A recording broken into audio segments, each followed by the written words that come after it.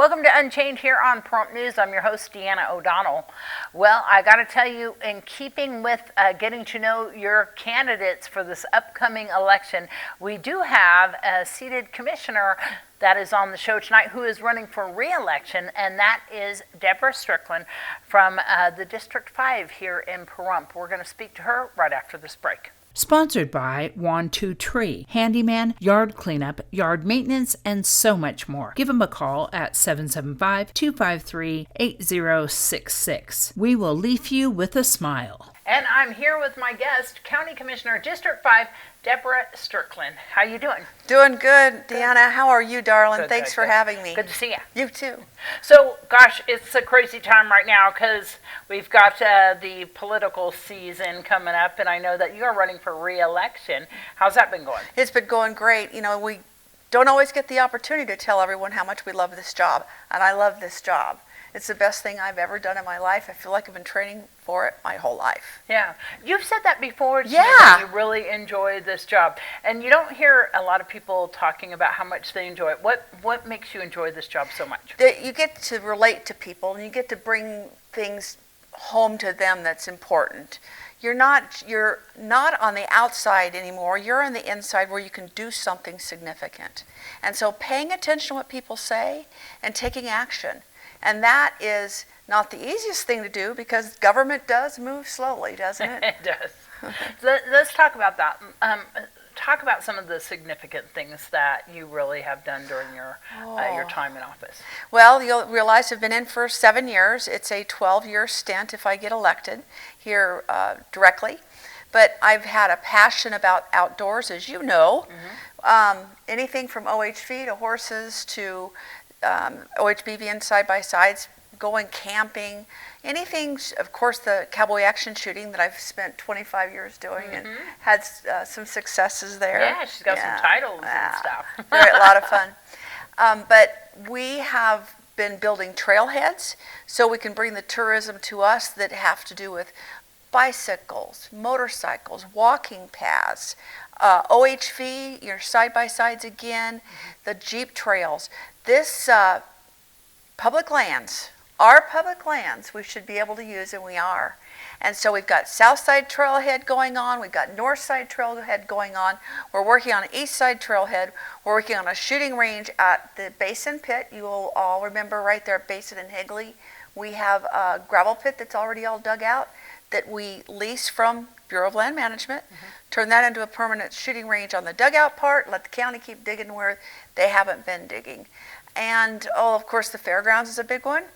We've got soccer fields we hope are going in there next if the commissioners can, if the commissioners all agree to that. We're getting bids. Actually, we're getting the design right now. GC Wallace is doing the design.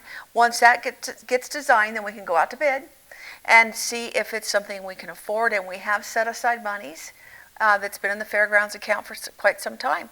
So let's see if we can get something significant done. The OHV experience is out there. It's on 40 acres, and they are doing the kids track. You should see those little kids out there. They are. Gosh, you've just hit on so many things. I have so many questions. Let me start with the shooting range off of Basin and Higley, what you were talking about, because we know a lot of people use the Bella Vista range over there, which is not really designated as an official shooting range, right? It actually is it's a trespass recognized by BLM. They actually allowed us to put a sign out there, but it's a trespass.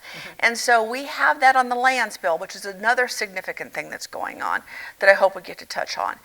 Southern Nevada Public Lands SNPLMA Management Act, we hope will be able to be added on to the counties that get that money. Every time BLM sells property, that money goes into a fund, and I forget what the amount is now, but it's significant. It's in the millions. What does that mean? It's a trespass. You'll get in trouble?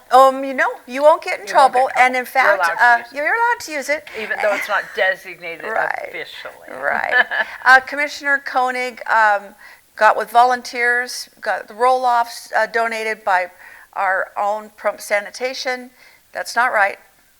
CW Waste. Yeah. CW Waste donated the roll-offs, and they cleaned up that area just 2 weekends ago. Yeah, because they have to frequently clean up those areas, don't they? Yes, Yeah. and so that's why I'm hoping to create a professional shooting range where you will check in, you'll pick up targets if you desire to, you can ask for an instructor, you can do more than we've ever done.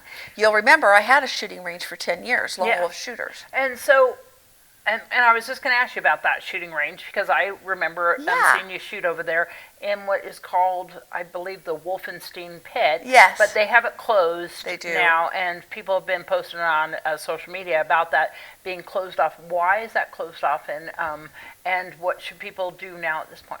Well, that, of course, that range was within a Wolfenstein property, and the Wolfenstein family had the great opportunity to partner up with Ares, which is that you see a big tower out there, and they run trains down, and they're batteries that make generating power, right? Right? Is that crazy? I remember when you had that on the Board of County Commissioners agenda for that. So that's actually functioning now. It is. Yeah. And so what's unique is they had the opportunity to do that, so that we didn't fit with them any longer.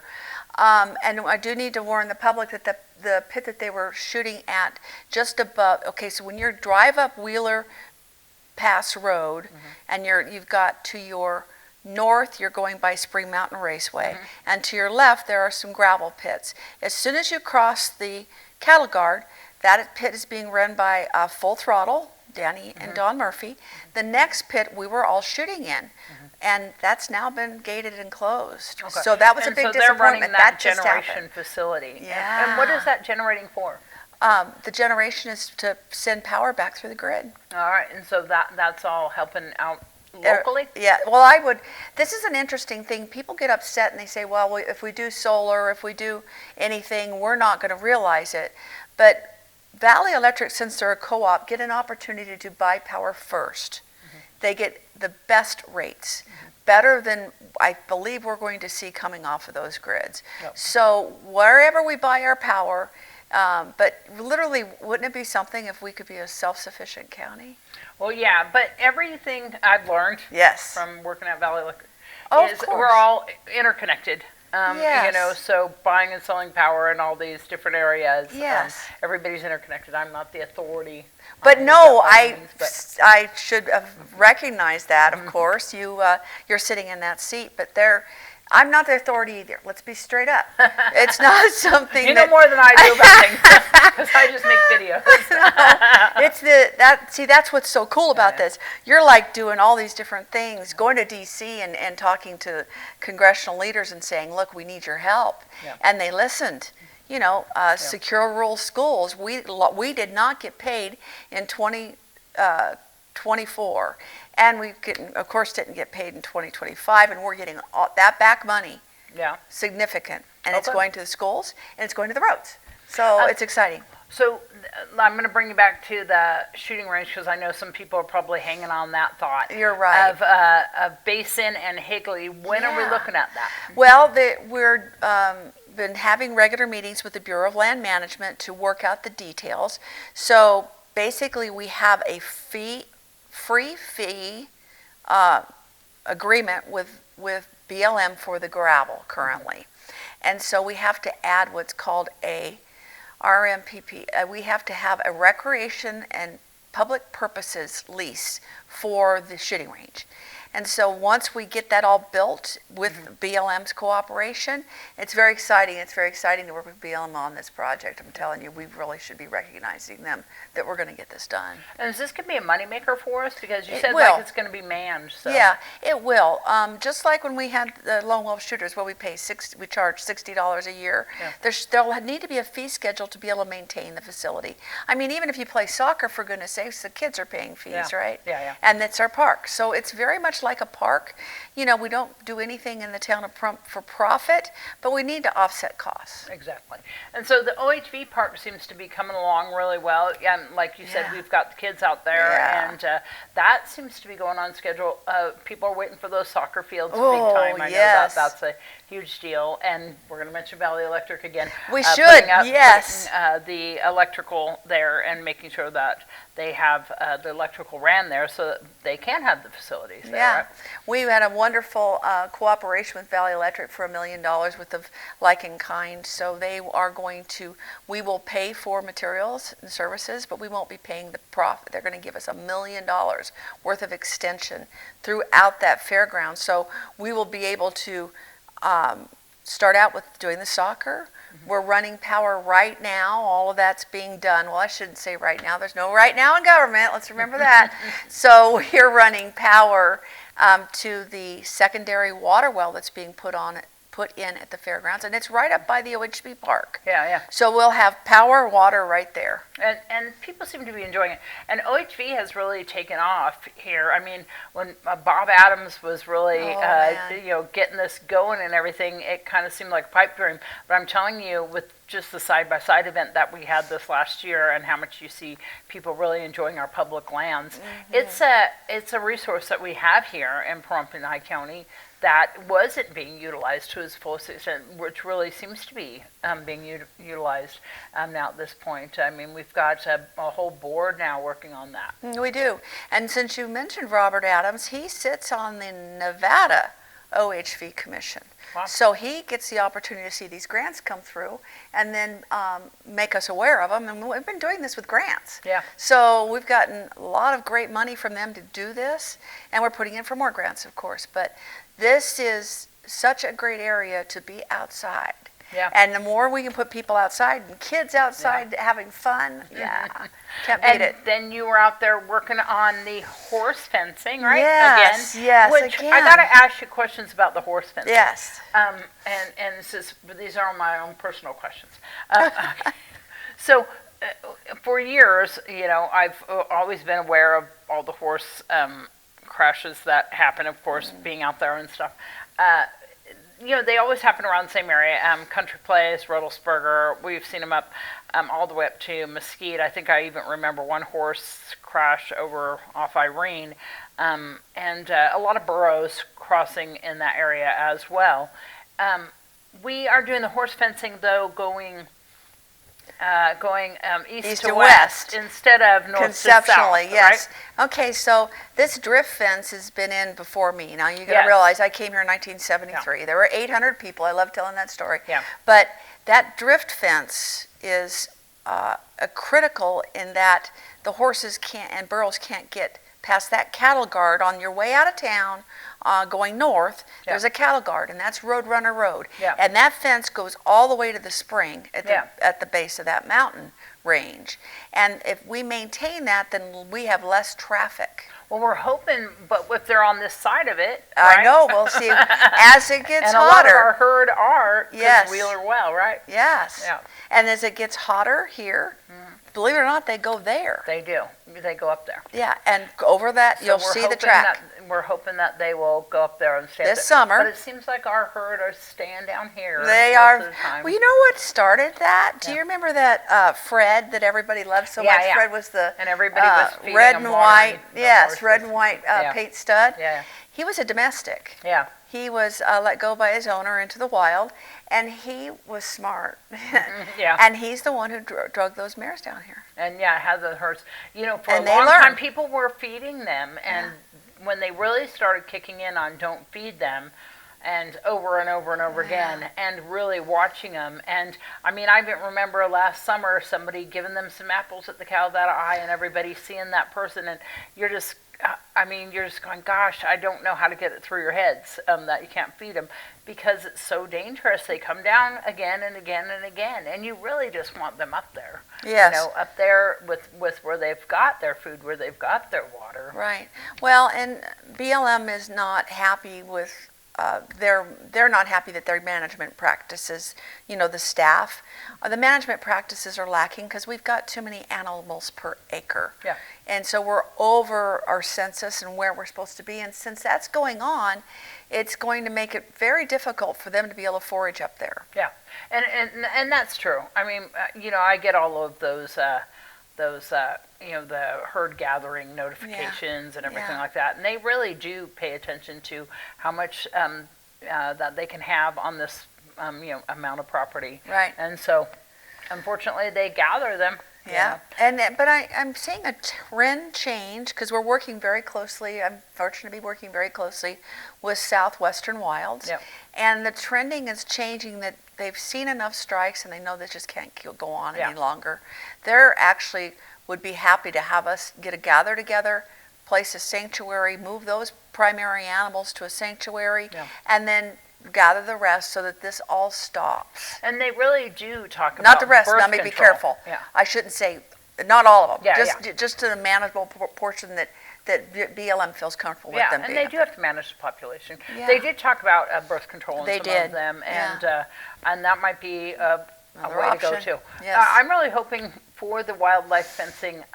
I'm going along the roadway Does one that, day. well, and the unachievable apportionment of that is, Yeah. that fence runs from the cattle guard we just discussed, Yeah. all down 160, Yeah. 95. Well, we can't do that along 160 Yeah. from the cattle guard this way because all the private roads. Yeah. What we can do, if we want to reach out really far, Yeah. is to tie into that fence at Roadrunner and take it like Power Line Road, or Yeah. even better yet, where Grid Alliance has put in their Yeah, all system. those poles. Yeah, Right. Yeah, and And put then it all that would- along the fan. Right. Exactly. That would be the I best hope that scenario. things happen. I know that Southwestern Wilds is very much passionate about it, and I think so many people here in town are passionate about it. And I mean, hopefully we can get something going with that. Yeah. But We formed a group, or Yeah. we're forming a group that came out on Tuesday. They're going to bring, of course, I'll be on it, and Koenig will be on it, and we'll have key players from Southwestern Wild and see if we can't. We had a really nice forum that we met, and everybody brought their ideas forward. Now we need to implement. Exactly. I'm going to talk to you about another hot button item, and that is code compliance. I missed the Yeah. BOCC yesterday. Yes. People were talking about it. What's going on with that? Well, we have embedded in our code, we had adopted the International Property Management Code. I'm not saying that right. Maybe I am. And that was adopted in 2007. And then every year, just like your International Building Code, it was embedded in International Building Code, Plumbing Code, Electrical Code. All of those were one package of chapters that are done by different entities. Okay, different entities do the electrical code, for instance, but that becomes adopted as international code. We adopted it in 7 the first time, and we just kept every time that the code would come up. They changed the code because electrical would change or swimming pool rules would change. They would adopt the codes. Yeah, I was just told all that I of had us. to get more fire smoke alarms in my Smoke house alarms. because now they have to be in every bedroom. Yeah, so I went and bought a bunch of smoke alarms. Yes. Yeah. Yeah, and so what happened to us as commissioners, I started in 2019. I voted one time for this to be done. I was amongst the other 5 commissioners. Now, who's not more conservative than Donna Cox? Yeah. Donna Cox voted for it too. We had, that package was so thick of what was embedded in it that we didn't see any problem. There was no recognizable problem with what we were voting on until it has been around this long, and now the code violations.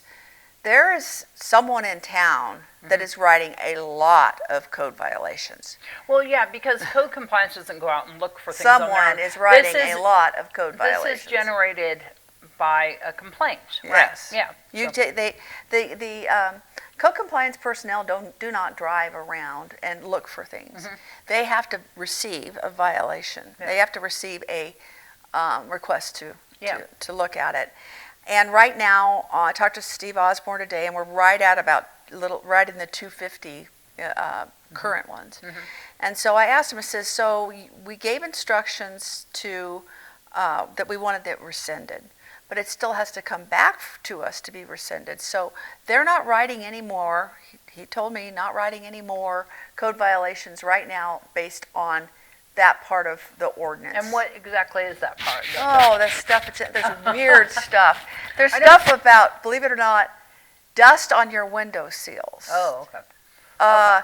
Weeds But over those are 12 code inches. compliance. Weeds over 12 inches. You've got to let me run with this one. Weeds over 12 inches. How tall are our weeds going to get? Yeah. Right now, I mean, they're coming up like, that's why they call them But weeds. our officers aren't really going around like, I mean, when they get these things, they're not saying, "Oh, your weeds are over 12 inches. I'm going to write you a code compliance," are they?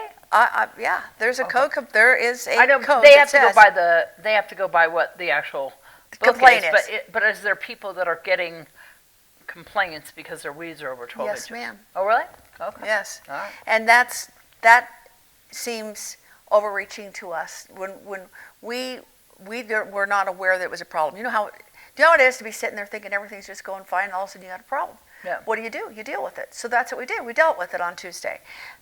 We didn't know we had a problem, and so it's you're that going to go simple. through all the line item ones that seem a little too far reaching. That one's Okay. And the then whole thing's tossed out. then But we rewrite have it. to do it. Nope. That is an international code. Yeah. We either adopt it or we don't. Okay. And so we have to have one more meeting to rescind it. So they're not writing anymore. And then we'll be able to rescind it, and we'll never see that again. I don't think, unless somebody wants this in the future, but it doesn't work for our rules. Because I know that some people were complaining about living in a trailer on their property. Yeah. And so we're going to go back. We're still going to have that, right? We're Or going to no? we have a lot of ordinances. Yeah. Oh boy. Yeah. There are ordinances that say you can only live on your property so long in an RV. And I should be able to quote it, but I can't. Yeah. You know, there's good stuff when it comes to things like that. Bad stuff that comes with things like that. I mean, since there aren't HOAs everywhere, when someone owns an acre and a quarter and in this nice little subdivision that you're in right now that we're sitting in, someone could move a RV next to you and just live like that from now on. And you know, people in RVs have stuff too, and it just starts accumulating around. Yep. It can. Yeah.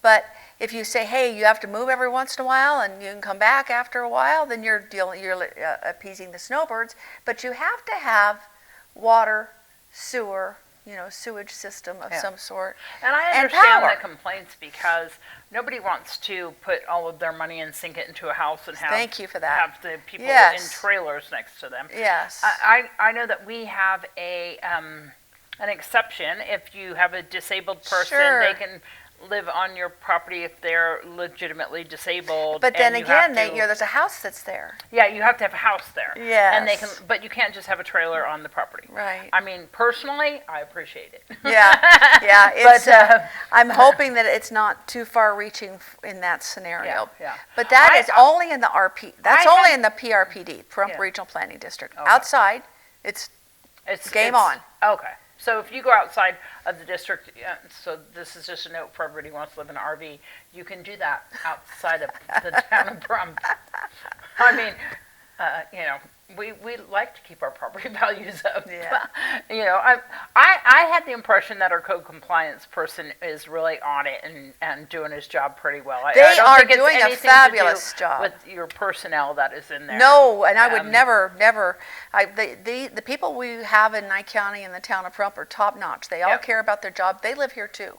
But if you tell them this is your code, this is Yeah, what you and have to that's what they enforce, have to- that's what they're doing. It's like an And you officer. can't, I mean, they're not- you can't do Yeah. anything about that. You can't ignore the fact that you showed up and all these things are written as a code compliance. Well, I'm glad that you guys are on it. And Very that's happy what you guys with are that. for, That's right? what we're for. We're supposed to be find the good and the bad and the ugly and deal with it. Is there any other things that you want to talk about that are big topics right now? Because next we're going to talk about your campaign and what's going on with that. We had one more thing, and I think I can remember it right now. Darn it!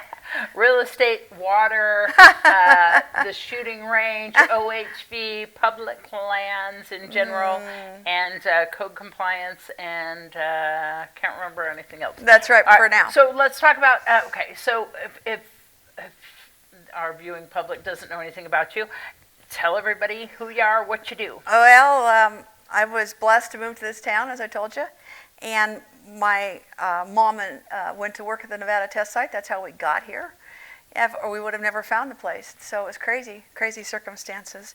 But when I started out, I went to work at the test site after I graduated high school, I went to college for a while, 2 years. Then I went out the Nevada test site. And I bought my first home. It was a single wide trailer on 1.25 acres, and the person sold it to me, owner will carry. Yeah. I was 21 years old. Wow. And I was hooked. I was hooked, line, and sinker. Yeah, already a real estate agent right then. She's got it. She's got it going on right then. I was so happy with that. Yeah. And so I've lived in, when we moved here, we lived in squat. We just really were in a shape. When my parents, there were 7 kids when we moved here. Oh, wow. And so we had the single wide trailer that my sister and I were in, and the parents, and then we had a pull trailer on the property. We didn't have a water well, and we dug a pit for our outhouse. Oh, wow. Yeah, and we had a milk cow, and we hauled the water. Yeah. For the milk cow. But we lived like that for 6 months until we get the well drilled. Yeah. So it was a great lesson. My dad tried to dig a well with a Folgers can when we were in California. I know, him and my brother like pulling up dirt and everything, thinking that they can do it themselves. I have no clue. But yes, and so then I went from there to like I said, went to the test site. Was out there for 7 years total, 2 different stints, and had an electrical contracting business between the stints with Ken Tankersley. Some of you might remember him. I recognize that name. Yeah, he was with Valley Electric for a while. Oh, okay. Yeah, and so then when Ken Tankersley and I were over, I met Larry Strickland, and I was already a real estate agent, and he was a builder. Yeah. And so he had moved here in '92, and we got married in '94. And put our families together, and so we have 4 kids, 11 grandkids, and just had another we've got 3 great kids. Great. Congratulations. And they all get along fabulous. We take big vacations together. Oh, that's it's great. So neat. Wow. So neat. Wow. But that experience is why I feel like I'm in training for this job, being a commissioner. Yeah. To go from nothing to, because we were actually taking that milk, separating it and churning it. The kids, we'd churn the butter. Yeah. My mom would go sell the test site, and that's how she paid for her carpool. Oh, wow. We were broke. I remember when you first started running for commissioner, it was because of all the water. Oh, issues yes, from the state yes. engineer. Then Yeah, that order 1293 got Yeah. me so mad because the commissioner before me in this district voted to send a letter forward to the state engineer and request that this happens. And so it's made a huge impact on the people that had their properties. And now all of a sudden, you know that Preferred Equity stripped all the water off, put it in a company called Central Nevada Utilities. Then that became Great Basin Water Company. And now they have like the majority of the water, over 30,000 acre feet of water, banked in their utility company. Good for them. Yeah. But when they stripped that back in the 70s, I say like 72 right in there, they didn't leave the water. They parceled it, and so it was the state engineer's job of water resources to sign off on those Mylars when you make a map for subdividing, right? Yeah. That he knew that the water was going to be left with the land. It wasn't. Yeah. And so great people have gone since them, the Hollises, the Hafens, when they did their subdivisions, they left water there for them. And so people that bought in Cottonwood and Green Valley and all these other areas, they have water rights. Yeah. As bizarre as that is, because the water was granted at the time of subdividing. So that made me mad. Yeah. That we actually, our commissioners worked against the people. Yeah. And so that's when I had to get with the program, because I thought, well, you can't just sit out. I sat out in the 5 years before I became a commissioner. I was going to the meetings. Yeah. I found it so interesting. I learn, you know, and it was just right up my alley. So that is why I think first off, after being in this job for 7 years, I've made all the connections. I know how to get things done, and I don't know how. No one trained me. First 2 years I was in office, there's no manual, so don't think you're going to jump right out there and there's a little thing. It takes a lot of history here, a lot of knowledge, and a lot of finding out what works and what doesn't work and what the people want. and what the laws are. I mean, it's a Right. huge deal It to take is. all that on and to know what you're doing moving forward. And you're never going to please everybody. Sorry, guys, I'm No, not you going to won't. please everybody. But I'm going to listen. I'm going to try and make the best decision. And I can make mistakes, for goodness sakes. Yeah. You know? Well, everybody does. Right? So if I could take 2019 back, I would. But it's not, I didn't want to see everybody this distraught about an ordinance that we had in place. Yeah. But let's fix it. And I don't know unless you tell me. Yeah. All you got to do is call 775-209-5405. I'm on the other end of that line. Text me. If you're saying, oh, she didn't answer, just text me.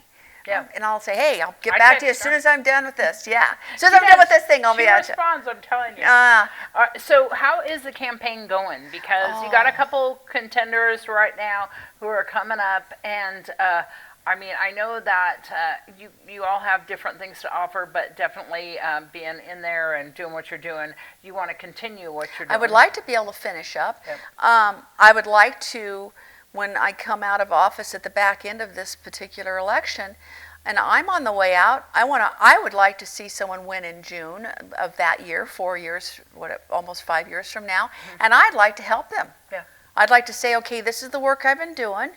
Yeah. This is what I learned. This is how I found it. I don't want to leave them blind. Yeah. 100%. But give me the 4 years. Because I do think the lands bill and there's things you're SNPLMA, working you on. know what SNPLMA does? I talked to you a little Yeah. bit about the land sales. Yeah. SNPLMA has, I want to say it's $3.8 billion in it right now. And they came and did a presentation here last month. Those monies are used for recreational purposes. Yeah. And that's Build the the thing fairgrounds. is you have a lot of things that you want to continue Right, to do. right. All the commissioners kind of have their own little things that they You have that they to. really Yes. that they really are championing. Yeah. And I know that yours public lands. You have a lot Outside. of things you want to continue. Yeah. What's some of the things that you're working on right now? The big one is, of course, I'd like to nail down that shooting range. Yeah. Because that's something I think I could finish by the end of the year. SNPLMA, if Yeah. we get lucky, I think Get that SNPLMA. money. That's congressional. It's in the hands of Hortsford, Cortez Mastos, and Jackie Rosen. They're all behind it. Amadei's behind it, and they will carry that bill for us. They get that lands bill through, Yeah. then we can get our hands on money for recreation purposes. We can expand everything we've And we got. need it. Everything we've We got. need recreation out Well, here. all these people $35 million was spent on an equestrian center Yeah. with another county. Wow. $35 million. Wow. It's an indoor facility. Oh, see? See? We need things like that. So tell everybody how. You already had your kickoff party, right? I did launch. Okay, and then when's some other meet and greets coming up? I don't know. I haven't got that far down the road. There was a lot that was going on with this item. And what we'll have something like the item we just did on Tuesday. And it'll just eat up all my time because I'm calling people, I'm talking to people, I'm trying to figure out how to. And so then I'm like, I'm not working Well, on they the can come campaign. to the county commission and meet you. For sure. But I need to put a schedule together. I think there are a lot smarter people in running an election than me. That's for sure. All I know is if you are a big supporter, you can invite her over Yes. for a meet and greet. Yes. If you have groups In you your can come home, and talk in your group, however, that's a and talk great to the one. groups. Thank you. Yeah, that's a good And, idea. And I love one-on-ones. have little events. Invite her over and she'll talk to your group. And Yeah. you can ask her all sorts of questions and everything. Yeah. You can also go to the county commissioners meetings. You can find out about them online. How do you do all that? You go to nyecounty.gov and you will find everything you could ever want. There's also the town of Pahrump. It has a bunch of good stuff. You can look But at the meetings, archive videos. You can look at the agendas. you at could everything. go to my website. Yeah. Oh, yeah. What is that? DebraStrickland.com. Imagine that. All right, there And you there's go. a lot of articles in there. It shows all the background, basically, of stuff that we've done. Because I've saved all those Pahrump Valley Times articles, and they're all embedded you go. in there. Yeah. And that will show when my next event is once I figure it out. She's going to figure it out. She'll figure it out really soon. Well, we got to keep up to date on everything that you're doing. And so definitely you can watch the videos. You can watch the agendas. You can go to the meetings, which are at 2100 Walt Williams Drive here in Pahrump. That's in the Calvada I. And those are on the second and fourth Tuesdays of the month. They're on this, yes, right? Am Yes. I correct? I almost said I'm dying. No, first and third. We got it completely First and wrong. third, there. First and third. First and third. You can sign up to have those agendas come to There. you too Yeah, by email yeah, or definitely. even by mail. There you If go. you're interested, so you know what's going on. It's really a good idea. All right, when's the election? When it's time to vote? Oh All that my jazz. gosh, you're going to hit me with that. All Oh my gosh. See, I need a cheat I card. know it's coming up soon. It What? is. Let's see. I blocked. June. It's June 9th. It's over. And early voting starts in May. And so we run like the whole last week of May is early voting. And so there'll be what they call electioneering. That's also awesome time to meet your candidates too. Yeah, and you will be out there, right? Yes. Hanging out at the I Bob love Community that. Center in a I tent. love that. So I sit out there in a tent and people come by and talk, and There you go. it's fun. All right. I'll save a chair for you. Come by and sit with me. There you go. Well, thanks for sitting with me so Thank much. you, Deanna. All right, Debra Strickland, and thanks so much for coming by. Thank you. Thank you all. All right, I want to thank County Commissioner Debra Strickland for stopping by. If you are a candidate and you want to be interviewed on the show, you can give me a call, 775-299-9992. You can also message me on Pahrump News' Facebook page as well. And right now we're going to go to your Save a Pet with Christy Sigmund from the Nye County Animal Shelter.